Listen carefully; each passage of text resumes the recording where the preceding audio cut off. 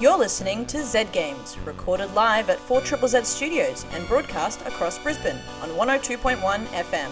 Zed Games brings you the best in gaming news, reviews, community and culture.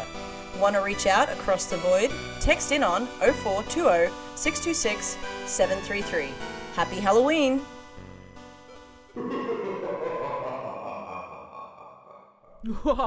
You're listening to Zed Games. My name is Evie, and I'm here with Zahra. Oh. Spooky. Super Spooked. Yeah. And Paul. Poltergeist. There we go. Yes. Ooh, Hey, that's very good, that was actually. quick. That's That was very good. Could have been quicker. Could have been thought out better. Yeah. We needed like The Simpsons where they do all the spooky names in the credits. I'm thinking of what was it Heebie Jeebies Hullabaloo? You The lost me already, but continue. no, there was the Simpsons comic. I don't know if anyone remembers, but it was also a really early on when I was younger, so it would have been like 90s. They had the Heebie Jeebies Hullabaloo episodes, like series of the Simpsons. You don't remember? No, in the 90s, I was throwing rocks at trees. Wow, what a childhood! Are we you just had. talking about the Treehouse of Horror episodes? Yeah. Yeah. The Heebie Jeebies Hullabaloo. I've never heard Heebie Jeebies Hullabaloo Really? before. Oh, well, if someone else out there maybe knows. It'd be great if you could message in right now. to Evie's having a support me. stroke right now. If someone could send help. You know what? We're having our own Heebie Jeebies Hubbabaloo episode. Hullabaloo. Hullabaloo. Episode here Hey, at hey, Zed boo, boo, boo. Games. It's all very exciting. We've got the lights on. I feel like we should have had the lights on. We can turn them off. I We don't know. will. We'll turn them off. Okay. Murder in we'll the get there. dark. We'll turn the lights right down. Ooh. So what's happening today, Zara? Do you know what's happening on the episode? Today, we've got some very exciting news and some less exciting news. Well, disappointing news for some people, I think. Yeah. We've also got a review by me for Amnesia Rebirth. And we've also got some spooky games discussion. Will the discussion be spooky or? It will be pretty spooky. Yeah, people will be scared listening to us. Yeah, Yeah. please adjust your adult diapers at this point. Yeah. Yeah, get ready. Yeah, lots of fun stuff. Lots of Yeah. Halloween themed stuff. I'm super pumped. I'm going to push play on the news now, and we're going to turn the lights off. So we'll be back in just a second. This week in gaming news, some sad news for PlayStation 4 lovers as Nightcall is no longer coming to the console. Developers Monkey Moon and Black Muffin have announced that the game will not go to PlayStation 4. This news comes just a month after the game Uppers was cancelled after 6 years in development. According to the developers of both games, it simply comes down to a lack of funds. Nightcall's official Twitter account has stated that the game hasn't done very well with sales, not to mention issues with porting the game to the PlayStation 4 console itself. A tweet sent out by Nightcall has said, "Dear PlayStation players, we're super sorry to announce that the PS4 version of Nightcall is officially cancelled. Please note that we're probably as disappointed as you are, but we just can't afford it."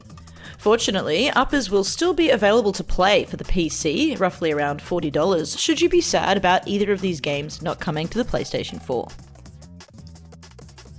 Facebook debuts new cloud streaming service for Facebook Gaming. This new service will be integrated with Facebook Gaming and is already in the beta form for some users. According to Jason Rubin, Facebook's Vice President of Play, over 200,000 people have already played games on the beta cloud streaming service. Currently, there are 5 games available. There's Assault 9 Legends, Mobile Legends Adventure, PGA Tour Gold Shootout, Solitaire Arthur's Tale, and WWE Supercard. Facebook are promising more games as the platform continues to get better throughout this testing phase. Rubin has said, "Even with latency-tolerant games, players may notice some glitches. We'll occasionally show player rating cards and feedback forms to help improve the experience over time. Cloud games streaming for the masses still has a way to go, and it's important to embrace both the advantages and the reality of the technology, rather than try to oversell where it'll be in the future."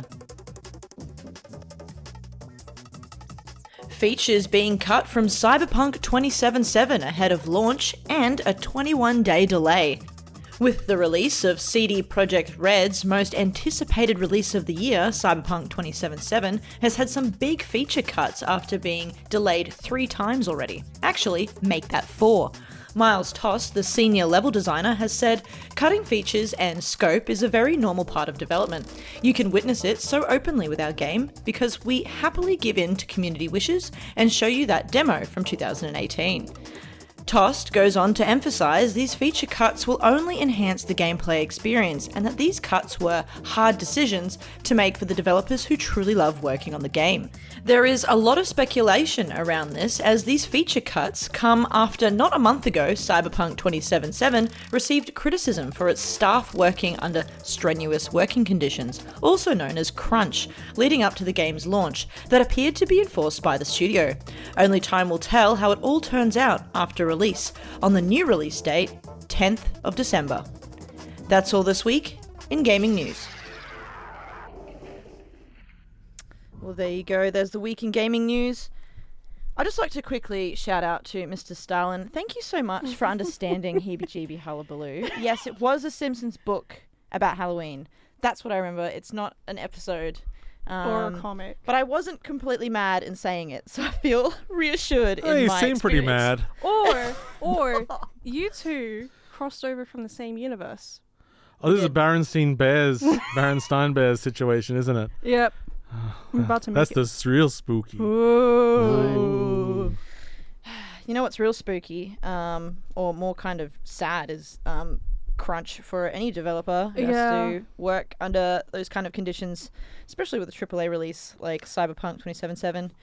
And also, when Paul, you actually sent me that Twitter post from CD Projekt, I was like, not even surprised that they had delayed. They were going to delay it for another month, because I just thought, well, they've already had developers come forward about crunch and that they were really not in a good way. Yeah. And then this was the 3rd time that they delayed it, and then just to hear recently that they were creating there were feature cuts, I went, yeah, that's it for them. They're easily going to delay one more time. I mean, the feature cut is a bit weird. It's like people looking at footage from a few years ago, saying like, where's all the stuff? It's like, we changed scope.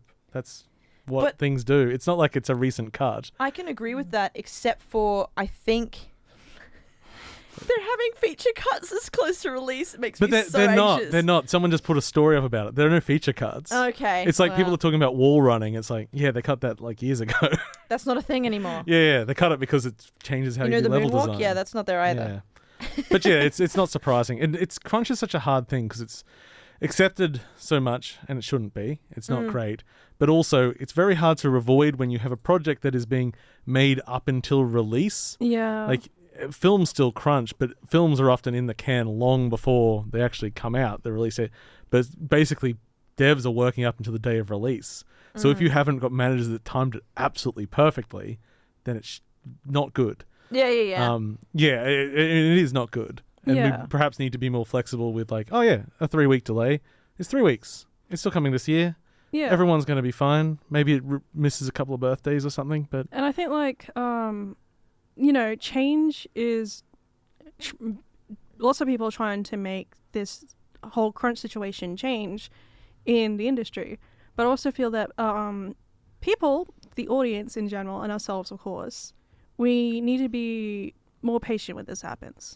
Because these are people who are quite literally hurting themselves. Oh, and the response from, the more toxic elements of the community is, I hope they have to hurt themselves because we hate them, and they get every time there's a delay, there's death threats and stuff like that. And that isn't the majority of people, but it is still too much. Yeah. People that react like that. It's still a game. There are lots of games. It's going to be... do you have nothing else to do? Yeah. There's so much media to consume. Just in games alone, there's so much media to consume. Yeah. Let alone all entertainment there is that exists to then be bothered with if you're that. mad, go play some Minecraft. Go back to Fortnite. That's good. That's good advice for much of life. And look, earlier in that week, both new consoles released that week. There'll be other things to look at. Yeah. There's other stuff to do. But I did have just one other little bit of news which made me very happy, which is another delay. Yeah. So there's a Destruction All Stars was a PS5 launch game. Oh yeah. which I is saw sort of like a this. destruction derby, but you can get out of the car. It looked kind of cool. Yeah. And they're like, oh, by the way, it's a full price game at $125. And everyone went, a multiplayer only game on launch? Yeah, no one's playing this. You shouldn't It's have done done. that. So the game has been delayed. But the better news is that when it comes back in February, it's going to be the free game on PS Plus. Oh. So Yeah, much yeah, like that's what I Rocket saw. League, it's going to give it. Hopefully, it's good. But if it's good, it means we're going to have that audience and enough people playing it, Yeah. and hopefully, it's going to be really good. So I am very happy about that delay. No, that's good. That's great. That's some nice. That's some nice Yeah. delays. Good delays. Yeah. Yeah. You're listening to Zed Games, and my name is Evie, and I'm hanging out in studio with the lights off for, Halloween, with Zahra and Paul, or Poltergeist, as we better know him now. And Zahra is going to give us a review on a horror game that's just come out. It's called Amnesia Rebirth. So, all yours, Zahra. You are Tassie, on a flight with your husband Salim, and he is nervous. Many people are nervous when there's turbulence. You give him a little monkey plushie, and that seems to reassure him, until the turbulence gets worse. Much worse. Outside you see the world changing, literally, flashing between an ordinary storm and something otherworldly. And before you begin to understand what you are seeing and experiencing, you crash. When you come to, you are alone, in the middle of a wrecked plane. There aren't even any bodies around you. As you step out of the plane into the burning sun, it doesn't take long for you to realize that something is wrong. Very wrong. And as you follow a trail to a cave, you'll soon find out just how wrong things are. Amnesia Rebirth is a first-person horror game with a semi-realistic art style and zero combat. Your only defense is to keep moving, think quickly, and stay calm in an environment designed to make you nervous, stressed, and afraid. Gameplay is rather simple. You can interact with objects, push and move them around, open and close doors, chests, and drawers. All these allow you to move around and hide, and you will need to hide. Crouching means you move more quietly, and you will need to move more quietly. There are dedicated buttons to allow you to peer around corners and doorways. All these to keep a low profile and to be cautious. And you will need to be cautious. In addition, you have your health to keep in mind, but also your sanity. Witnessing scary or disturbing events will negatively affect your sanity. Looking at dead bodies, falling down, being in the dark for too long, or being around the monster that pursues you. You will have to keep moving, stay near or create sources of light, and be prepared to be plunged into darkness in order to hide. It is a careful balance of staying physically safe without allowing yourself to fall into a terrifying mental abyss. You will find yourself traveling through the world you know, navigating caves and rooms, forts and passes, but with the help of a mysterious artifact, you will be able to travel between worlds. It is eerie, frightening, and dark. The events that happen are revealed through flashbacks and episodes of psychosis, and slowly you piece together what happened to you and your team and everyone on that plane, and why you can't remember these things. Most of the flashbacks are interesting, helpful, and informative, but far too many of the flashbacks only serve to disrupt the experience and yank you out of your immersion. But so far, that is my only complaint. And I say so far, as I haven't finished the game yet. But let me tell you, my curiosity is stronger than my fear. But I am still afraid. Simple puzzles, problem solving, and resource gathering will be how you overcome obstacles. These aren't hard to figure out under normal circumstances, but when you know something is pursuing you, and you have to balance your own sanity and health with how quickly you make progress, well, let me just say, even opening doors becomes incredibly difficult. It can be quite overwhelming, but you find your moments when you can just relax and take a moment. Your journal helps you keep on track, which is helpful when I find myself rummaging through every chest for fragments of notes. And of course, your character is given a reason to push forward. It's not only your own survival at stake, but the survival of a potential future. This hope not only pushes you forward, but also grounds you. And so, armed with a few tools and your own wits, you must find a way to survive. Amnesia isn't only known for its use of visual horror, audio horror is also incredibly important. With the right chords, panic is struck. Musical cues tells you that something is happening and adapts to the situation. A mysterious shadow? There's a sound for that. You're making your way through a series of rooms. The sound builds and builds until you're on the edge of your seat, waiting and dreading that moment when the horror must reveal itself. These games use the concept of less is more to invoke fear. You fill in the blanks. You are told to be prepared. So you become braced for something. Anxiety winding up within you like a horrible spring. Let me address the big question. Is Amnesia Rebirth scary? Yes, it is. It is very scary. It leans on suspense and a suggestion of something, rather than simply presenting the monster to you. Although I felt that the constant flashbacks broke my immersion rather often, and that it is possible to figure out a method of surviving an encounter with a monster, I think that is almost a practical response to a confusing, alarming situation. And as you gain your footing, learn and remember this world, and as you continue to resist the urge to give in to fear and hopelessness, you are rewarded with answers, memories, and a story of a woman who is unwell, struggling, and heartbroken, but continue to survive because she must.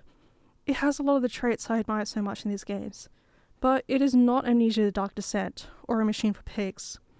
It is its own unique story with its own unique character, and its own unique monster unlike anything I've witnessed before. With a slower pace, lots of suspense, and intrigue into what is going on, I hope to finish this game soon. I'll just be doing it with the lights on. I realised I was under the wrong impression. I thought that this was a remake of Amnesia a No! while ago. No. So, it's sort of ignoring A Machine for Pigs from the sounds of it and just sort of continuing from the first. Basically, the games don't really have anything to do with each other. Yeah, Almost. but Machine for Pigs was like a totally different take. Yeah. Because this, from what I'm just checking with you. So it has the sort of penumbra amnesia thing of having like you actually physically interact with objects. Yeah. You got to push the doors and stuff like that. Yeah. Basically, it's got all the traits and mechanics of an Amnesia game, but it's like different monster, different story, different character, different protagonist. I was just watching some of the walkthrough because... and I realised that I was like, oh yeah, just put some of the walkthrough on while I listen. And then I was like leaning back from my computer like... I forget that I really don't do well with these kinds of games that it's muted and I'm like, still not okay. Yeah. I've been really excited to play this game, but it was still... For the first couple of hours, I needed someone in the voice chat with me just to like help me get the ball rolling. I felt really bad because when Zahra messaged in our Zed Games Discord group, hey, does anyone want to, watch me stream for a little bit? I was just like... I really care about you and I really want to, but I can't do it. No. You're on your own. You just ignore it. I'm just like, I'm sorry. I can't just sing a happy song. Just, yeah. No. But what you touch on there is sort of a core problem of a lot of horror games where you, when you become a little bit more aware of the mechanics, it helps you get through it. Yeah. You're like, oh, I understand that. But also it does rob it of its power to scare. And that's a common problem in a lot of horror games. Because I also experienced that in Amnesia the Dark Descent, where I figured out how the monsters behave. And then once I did that, it was just like, oh, monster, I'm just going to walk around this pole. Suddenly I don't exist anymore. And I don't know if you, I don't know if you were anything like this, but in the last game that did Soma, which is a more sci-fi take on this concept. Yeah. It, I got sick of the monsters. I was like, no, I just want to do the other stuff. And then they introduced a mode that didn't have any danger from the monsters. It's like... Oh, I didn't know they did that. Yeah, which was both good and bad, because then I knew I couldn't be hurt. Yeah. It's like you need a game to trick you into thinking you'll be hurt, but it actually doesn't, because it's way scarier to be almost dead than it is just to get a game over screen like, hey, let's just go back to the last checkpoint and I'll just do the same thing I did last time, but not get killed this time. Yeah. But like, all that being said, I was still terrified by like the first encounter with the monster versus like my last one. I think it's spooky. You sort of bring an attitude with you. It's like, I'm coming here for it. if you look at it too objectively, which is sometimes how I get through horror games, I go like, oh, I don't want to play this anymore. I remember I was doing the Blair Witch game either early this year or last year. I can't remember when it came out. But I was like, okay, I know how this works, so I'm just going to like be a bit further back from the screen and I'm going to sing myself a song like, Yeah. and I totally robbed it of all its horror, all of its power. I'm like, oh, just got to look at the walls, can't look at the monster. Here we go. Oh, look, I won. Yeah, that was okay. I did do that for a couple of hours just because my progress was so slow that And you need a break. I needed to sort of speed things along a bit. And basically I just turned on some anime music and it was just like, here we go, let's go, yada, yada, yada. And that helped a lot. But also with like horror games, I feel like it's kind of like the haunted house thing. You know, you go into a haunted house and you have to suspend your disbelief. You have to be like, all right, I'm here to get spooked. Bring the spooks, and then you have a lot more fun because you are allowing yourself to enjoy the game it was meant to be. Yeah. Like, Oh, I was just gonna say, I was actually thinking, which we'll probably, actually we'll get to it in the next segment. Thank you so much, Zahra, for your Amnesia. Where can we get it actually? You can get it on. Let me just zoom in. I'm pretty sure it's PlayStation 4 and PC. It's on PS4. It is also on Steam and Epic Games on the PC. It is available now. Cool. I forget how much it was, but for money? It's for money. For money. Yeah, it's one of the many spooky things you can do this Halloween. There's heaps of like even Halloween events coming up for Overwatch, Fortnite, Call of Duty, everything's at a Halloween Even event. Animal Crossing. Even Animal Crossing. So, you know, there's plenty happening. If you liked Zahra's review of Amnesia Rebirth and you'd like to hear it again, we actually do upload podcasts of every episode every week. So head over to the Zed Games Facebook page at ZedGamesAU and you can check out all the other things that we do. Yeah, we're now about to have a discussion about some spooky games and other, I guess, things relating to games that are spooky. For me personally, I'll start because I don't have a huge history with horror games because I don't like them. But also, my discovery of not liking them stems actually from just not enjoying horror as a medium in terms of film and television. So if I'm already scared and I have no control, I probably will just be equally as scared, if not more scared, if I had control over the protagonist's movements. Yeah. So also, when I was in high school, friends of mine had the original Amnesia, and I didn't know horror was actually a thing in video games until much later. My friend basically turned off all the lights in the room. It's like, oh, do you want to just watch me play through this water level in Amnesia? And I was like, I don't know what this is or what's happening. It's quite iconic. It is iconic, as it turns out, and it's iconic for me too in my memory because I was absolutely terrified, and I kept asking him to please stop, and he's like, no, it's totally fine, it's just a game, and I'm like, don't tell me it's just a game. They could be just as traumatizing. My fear is still very real. Yeah, so that was my introduction into horror games. Another one too was when I was actually staying in Stockholm in Sweden years ago when I was backpacking. I stayed in a house with a lovely lady who had just recently got Alien Isolation, and she was playing in the living room quite a lot. And I just thought I'd like to get to know her a bit better since we were sort of sharing the same space, and I sat on the couch and was just trying really calm to be really calm while she's playing and getting to know her a bit. I was absolutely terrified while she's playing Alien Isolation, which has to be by far one of the most scary games there is to play. So, Yeah, it's pretty yeah. up there. What about you, Zahra? What's your introduction to horror and everything? Well, for horror overall, it was kind of like all my life kind of thing because I was always being raised with being told ghost stories and stuff. So it just became a natural progression from there. And for horror games, I watched a YouTuber play Amnesia: The Dark Descent, and I was talking to my cousin about it. I was like, wow, this is... Like, we went into the Heebie Games together, and I was just pointed out the game, and I was just like, oh, yeah, I saw somebody play this. It looked really scary. And he was like, haha, I will buy it for you. So you must play it. So I played it, because he bought it for me as a gift. That's how it works. Yeah. And I was terrified, frightened, couldn't play it in the dark. I would constantly drag my sisters into the room with me to make them sit next to me. Can you just sit with me, please? But like the rush that I got from it, like after the big scares would happen and just like the adrenaline was like coursing through me, it got pretty addictive. Adrenaline junkies. There you go. Oh yeah, well that's all part of it. Yeah. I mean, it's we were sort of mentioning just before when you said about having when you have control of something, it's opposite. It's different to a movie where you please don't go through the door, cover your eyes. But when you're playing, you have to go through the door, and so like early, not to go too far back into the old times, but sort of more mainstream horror when I started. The first time I played a Silent Hill game, my best friend and I, James, we would tag team every horror game we played. We just played it together. You'd play until you died, and then you'd pass it on. So the other person was always emotional support. But the Silent Hill games, when we first started really pushing forward the idea of you have to push forward into the horror. So especially in 2, there's holes. And it's like, do you want to go down this hole that's inescapable? You have to. You have to crawl into the hole. And then 3, which is probably my favorite actually, which is a little bit not popular, there's a section which doesn't get written about much, but I love it. So it's just an office building. And there'll just be a door. And you have to go through it. And in the next room, there's 2 doors. And then by the end of that sequence, the walls are covered with doors.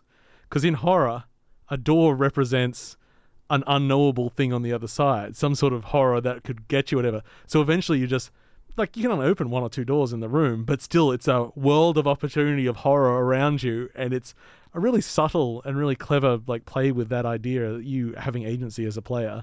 It's like, it's your choice to move forward, or you turn off the game. That's your 2 choices. Yeah.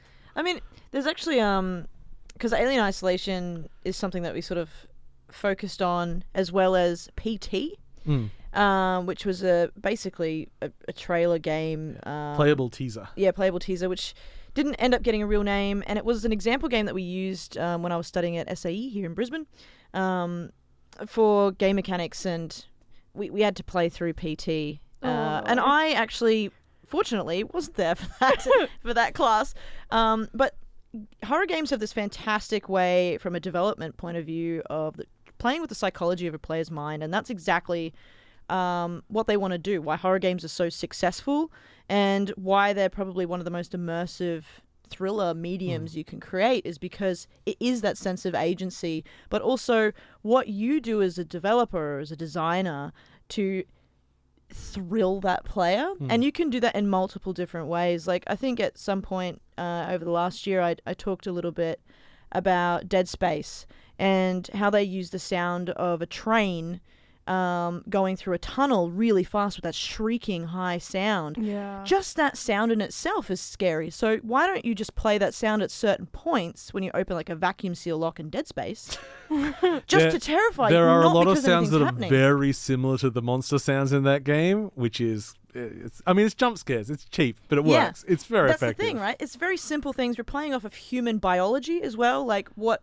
we react to particular frequencies. So, the sound designers have probably a field day with what creepy thing can we add into this game just with sound. They're probably just like they're diving into their story and saying, grabbing these really vague, weird looking instruments and like, look at what I can make it do. It's like just a horrible screeching noise. See this blackboard and my nails? Here we go.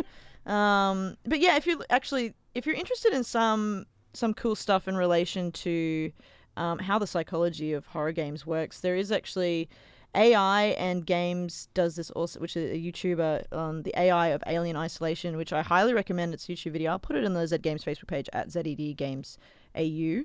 That's pretty cool. You take a look at exactly how they design these creatures, these monsters that are just the enemy that you're constantly so weak against. And I think the big sort of paradox between horror games and any other kind of genre of game is that you want the player in a horror game to feel powerless, whereas in any other genre, you want the protagonist to feel powerful. So there's this whole role reversal. That's why it's so captivating as a genre. Yeah.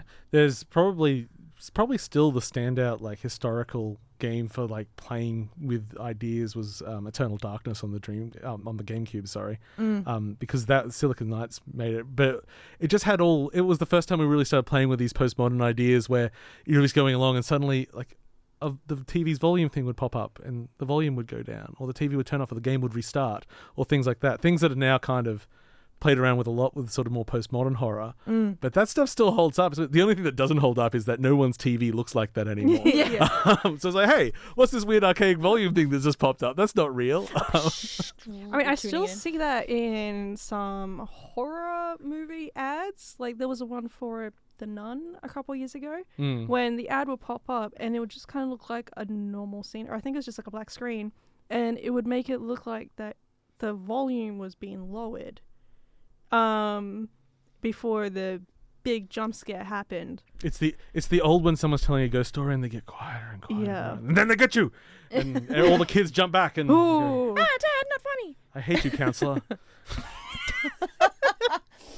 Well, this has been a pretty awesome discussion here about horror games. If you're interested, head over to Zed Games' Facebook page at ZED Games AU.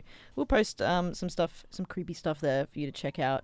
All right, we're about to say goodbye from Zed Games. It's been a fun Halloween sitting in the dark in the studio here at Portugal Zed. So It is all like lit up by the buttons. The buttons on the board. Yeah, there's still quite a lot of screens and lights in here. Yeah, I'm like super illuminated, but I can't actually see Zahra very well. Just like reflections on your glasses there. Yeah, as well? a little bit. All we see is a glint of a nose ring. It reflects. Ching! And I can see Paul illuminated by your laptop as well. So Yeah, it's just Zahra who's just like back down the corner. Yeah, I'm just like she's a creature of shadow. I'm just hanging out, just chilling, just feeling the spooky energy. Yeah. Thank you Yeah. for filling the space with spooky energy. I needed one game shout out because we know before when it's like Machine for Pigs is an awesome subtitle. Yeah. The best horror name for a game of all time is I Have No Mouth and I Must Scream. Oh. It is fantastic. It's a very old adventure game. Is your phone buzzing? Oh, it's my watch. My watch is buzzing. Stupid watch. I I'm was like, we're in the dark here, and I'm like, what's going on? What's vibrating in there? That's when you grab your phone. I was like, oh, probably a thing. But then it kept doing the thing. I was like, oh no, what was it? What is it? I think that's a good cue for us to leave now. Spooky. Yeah, it's getting too everybody spooky here. out there, have a nice cup of tea. Yeah. Happy Halloween from Zed Games. Halloween. Have some good corn syrup based blood. Yes. Delicious. Right, bye, everyone. Bye. Thanks for listening to Zed Games. If you'd like to listen to more, check out our podcast on Spotify or follow us on social media at ZED Games AU. See you next time.